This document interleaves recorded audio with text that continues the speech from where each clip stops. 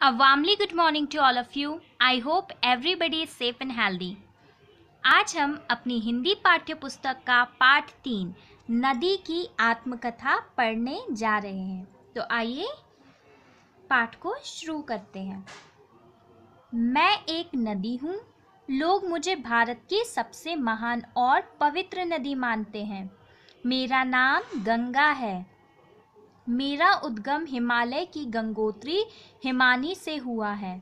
मैं गोमुख नामक स्थान पर इसी हिमानी से निकलती हूँ।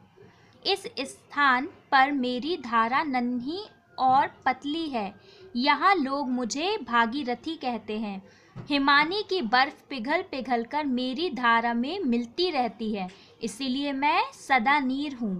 भागीरथी के नाम से बहती हुई मैं गंगोत्री पहुँचती हूँ। यह एक तीर्थ स्थान है। यहाँ गंगोत्री का प्रसिद्ध मंदिर है, जहाँ देश विदेश से यात्री आते हैं। वह मेरे अत्यंत ठंडे और निर्मल जल में स्नान करते हैं। नहा धोकर वह मंदिर में मेरी मूर्ति की पूजा करते हैं। मुझे यह सब कुछ बहुत अच्छा लगता है। मेरी छाती गर्व से फूल जाती है। नाचती कूदती और कलकल करती हुई मैं आगे बढ़ती हूँ। इस पहाड़ी मार्ग में मेरा प्रवाह बहुत तेज हो जाता है। मैंने यहाँ पहाड़ों की बड़ी बड़ी चट्टानों को काटकर रास्ता बनाया है। Turn the page.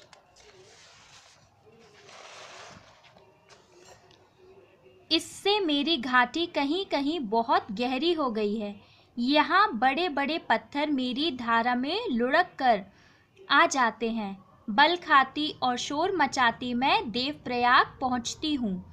यहाँ मेरी सखी अलकनंदा मुझसे आकर मिलती है। इससे मिलने के बाद मेरी धारा और तेज हो जाती है। देवप्रयाग के बाद लोग मुझे गंगा के नाम से पुकारते हैं। गंगा के नाम से मैं ऋषिकेश पहुँचती हूँ। यहाँ मेरी धारा पर तारों से बना एक पुल है, जिसका नाम लक्ष्मण झूला है। यात्रियों के चलने से यह पुल हिलने डुलने लगता है। यहाँ अनेक भव्य मंदिर हैं। मेरी धारा के दोनों ओर साधु सन्यासियों के अनेक आश्रम हैं। इन आश्रमों में वह तपस्या करते हैं। ऋषिकेश के बाद मैं हरिद्वार पहुँचती हूँ। यह एक बहुत प्रसिद्ध तीर्थ स्थान है। हरिद्वार में पूरे साल मेरे तट पर कोई ना कोई मेला लगा रहता है, लेकिन इसमें कुंभ का मेला सबसे बड़ा होता है। यह प्रत्येक 12 वर्ष बाद लगता है। कुंभ के मेले में देश के कोने कोने से लाखों लोग आते हैं। हरिद्वार में मेरी धारा से एक नहर निकाली गई है। लोग इसे गंगा नहर कहते हैं। इस नहर से लाखों हेक्टेयर भूमि की सिंचाई होती है। हरिद्वार में बिजली की भारी मशीनें बनाने का कारखाना है। इस कारखाने को चलाने के लिए मैं ही पानी देती हूँ। हरिद्वार के बाद मैं मैदानी भाग में प्रवेश करती हूँ। यहाँ मेरी धारा की गति मंद हो जाती है। धीरे धीरे बहती हुई मैं कानपुर पहुँचती हूँ। कानपुर उत्तर प्रदेश का प्रसिद्ध औद्योगिक नगर है। इस नगर में कपड़ा बनाने और चमड़े के वस्तुएं बनाने के अनेक कारखाने हैं। ये कारखाने ढेर सारा गंदा पानी मेरी धारा में डाल देते हैं। कानपुर से चलकर मैं इलाहाबाद पहुँचती हूँ। इस नगर को लोग प्रयाग भी कहते हैं। यही यमुना और सरस्वती से मेरा संगम होता है।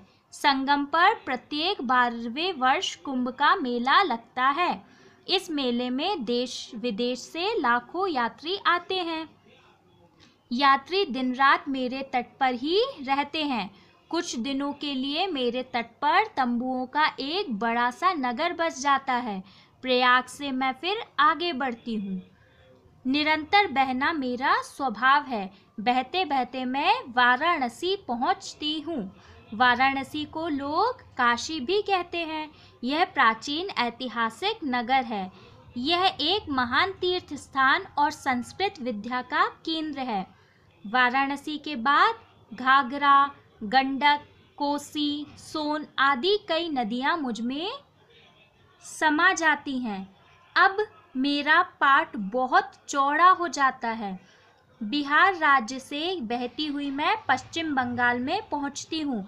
पश्चिम बंगाल में मैं 2 धाराओं में बट जाती हूँ। पूर्व की ओर मेरी मुख्य धारा बांग्लादेश में चली जाती है। दूसरी धारा दक्षिण की ओर मुड़कर बंगाल की खाड़ी में मिल जाती है। इस धारा के ऊपरी भाग को लोग फिर भागीरथी कहते हैं। इसका दक्षिण भाग हुगली कहलाता है। इसी के किनारे कोलकाता महानगर बसा है।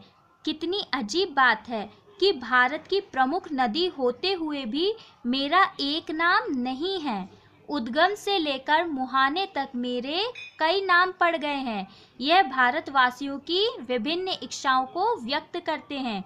इसलिए मैं भारत की सबसे पवित्र नदी मानी जाती हूँ। गौमुख से हरिद्वार तक मेरा जल चांदी जैसा चमकता है। मेरी धारा में पड़ा सिक्का भी दूर से दिख जाता है। लेकिन मुझे दुख है कि कानपुर के बाद मेरा जल गंदा हो जाता है। मुझे प्रसन्नता है कि लोगों का ध्यान अब इस गंदगी की ओर गया है। भारत सरकार ने मेरे जल को शुद्ध करने का बीड़ा उठाया है। सरकार का एक पूरा विभाग इस काम में लगा है।